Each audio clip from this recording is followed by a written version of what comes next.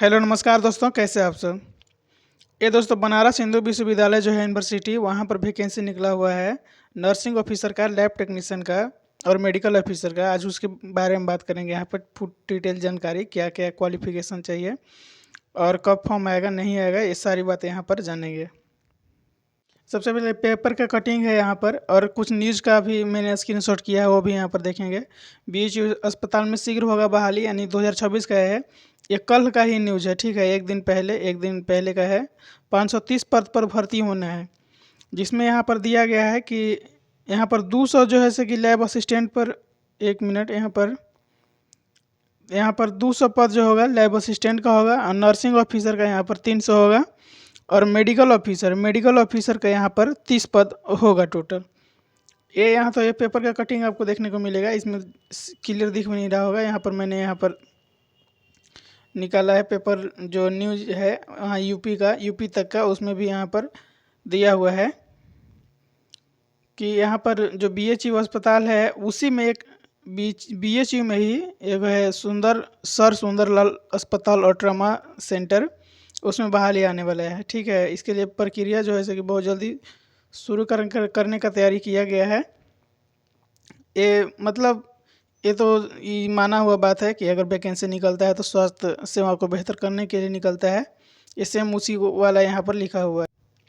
यहाँ पर total post जो है 530 है। 530 में यहाँ पर, वहाँ पेपर में भी आपको दिखा होगा और यहाँ पर भी आपको दिखेगा। इसमें मेडिकल सुपरिटेंडेंट का जो पोस्ट है वो भी यहाँ पर दिया हुआ है। प्रस्तावित भर्ती में लगभग 30 वो है मेडिकल ऑफिसर का, 300 नर्सिंग ऑफिसर का, नर्सिंग अधिकारी यानी ऑफिसर, और 200 लैब असिस्टेंट के पद पर बहाली होना है यहाँ पर, ठीक है।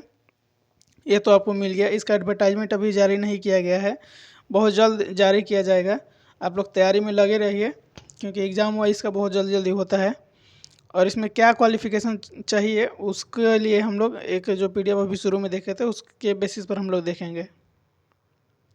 ये जो वैकेंसी है पिछले जो 12वां महीना में आया हुआ है, उसके बेसिस पर हम लोग क्वालिफिकेशन की बात करें तो यहाँ पर जो इसेंशियल क्वालिफिकेशन रखा गया था लैब टेक्नीशियन के लिए, वहाँ पर BSc MLT 1 ईयर एक्सपीरियंस, यानी कि अगर आप BSc किए हैं यानी कि BMLT किए हैं तब को 1 साल का एक्सपीरियंस देना होगा, और नहीं तो यहाँ पर दिया हुआ है कि 2 साल का एक्सपीरियंस भी आपको देना होगा।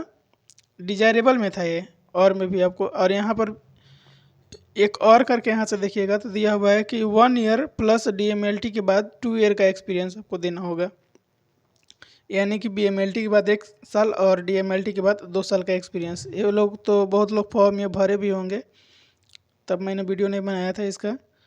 ये तो हो गया जो लैब टेक्नीशियन है उनके लिए। अब नर्सिंग ऑफिसर का भी देख लेते हैं क्या क्वालिफिकेशन चाहिए यहाँ पर। ये इसका डिटेल नोटिफिकेशन जारी नहीं हुआ है, तो जो लोग भी बताएंगे या तो खुद से सोच के बताएंगे कि ये मांगता है तो इस बार भी ये मांगा जाएगा, या पिछले नोटिस से बताएंगे, तो मैं भी उसी की बेसिस पर आपको बता रहा हूँ। ये जो क्वालिफिकेशन बताया जा रहा है ये कंफर्म नहीं है, हो सकता है कि चेंज हो कुछ। वो तो लैब टेक्नीशियन का था, और ये जो बनारस हिंदू विश्वविद्यालय है उसके बेसिस पर हम लोग बात करेंगे जो नर्सिंग ऑफिसर जो होते हैं उनके क्वालिफिकेशन के बारे में, ठीक है।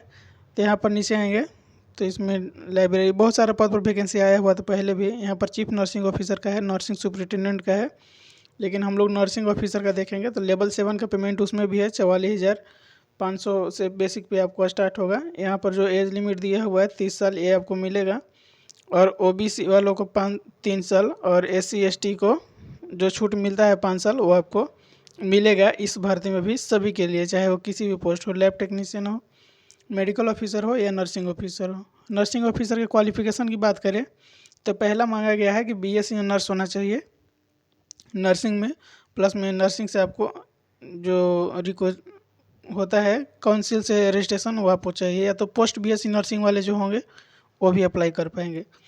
और 1 ईयर का एक्सपीरियंस यहाँ पर मांगा गया था, मिनिमम 50 ईयर हॉस्पिटल का।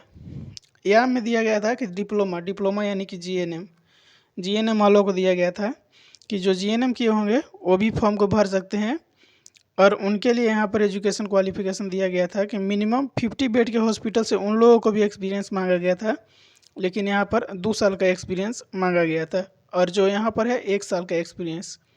इसमें भी सेम है, जो बैचलर किए हैं यानी कि बीएससी नर्सिंग किए हैं उनको 1 साल का एक्सपीरियंस, और जो डिप्लोमा किए हैं यानी कि जीएनएम किए हैं उनको 2 साल का एक्सपीरियंस।